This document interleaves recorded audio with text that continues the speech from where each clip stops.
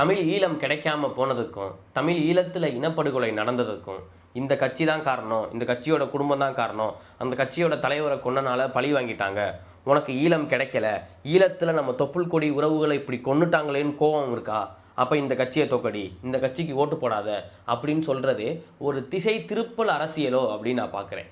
இப்போ நம்ம தமிழ்நாட்டில் ஒரு ஆட்சி மாற்றம் வந்திருக்கு.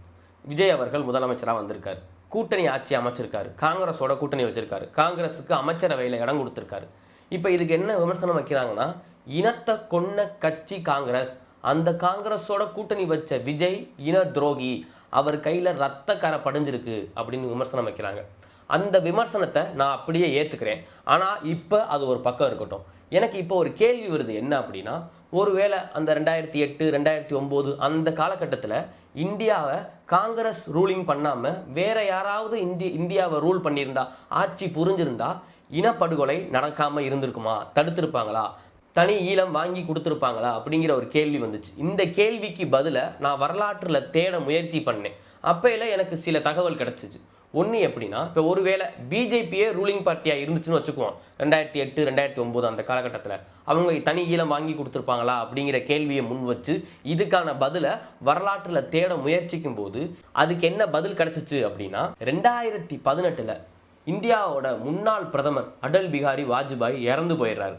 இந்தியாவோட முன்னாள் பிரதமராக இருந்த வாஜ்பாய் அவர்கள் இறந்துட்டாங்க அப்படின்னு இலங்கையில் இருக்கிற இந்திய தூதரகத்தில் ஒரு இரங்கல் கூட்டம் நடத்துகிறாங்க. அந்த இரங்கல் கூட்டத்தில் கலந்துக்கிட்ட இலங்கையோட முன்னாள் பிரதமர் ரணில் விக்ரமசிங்கா அவர் வாஜ்பாயை பற்றி என்ன சொன்னார் அப்படிங்கிறத நான் இப்போ அப்படியே உங்களுக்கு வாசித்து காமிக்கிறேன். இதை டைம்ஸ் ஆஃப் இந்தியாவில் ரிப்போர்ட் பண்ணியிருக்காங்க. என்ன சொல்லியிருக்காரு அப்படின்னா, இலங்கையில் உள்நாட்டு போர் நடந்துக்கிட்டு இருக்கும்போது நாங்கள் ரொம்ப பொருளாதாரமாக வலிவடைந்து இருந்தோம், ரொம்ப வீக்காக இருந்தோம். அப்போல எங்களுக்கு பொருளாதார உதவியும் பண்ணி மிலிட்ரி ட்ரைனிங்கும் கொடுத்தவர் தான் இந்த வாஜ்பாய். அவர் கொடுத்த பொருளாதார உதவியையும் மிலிட்ரி ட்ரைனிங்கையும் பயன்படுத்தி தான் கடல் புலிகளை நாங்கள் கட்டுப்படுத்தினோம், அவங்களோட தாக்கத்தை குறைச்சோம் அப்படின்னு இலங்கையோட முன்னாள் பிரதமர் பேசியிருக்காரு.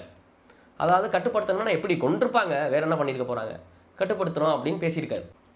இப்போ எனக்கு ஒரு துணை கேள்வி வருது இதில். என்ன அப்படின்னா, காங்கிரஸோட இனத்தை கொன்ன காங்கிரஸோட கூட்டணி வச்ச விஜய் இன துரோகி அப்படின்னா, அதே இனத்தை கொல்றதற்கு பொருளாதார உதவியும் மிலிட்ரி ட்ரைனிங்கும் கொடுத்த வாஜ்பாய் எந்த கட்சிக்காரன்னு நம்மளுக்கு தெரியும், அவர் பிஜேபி.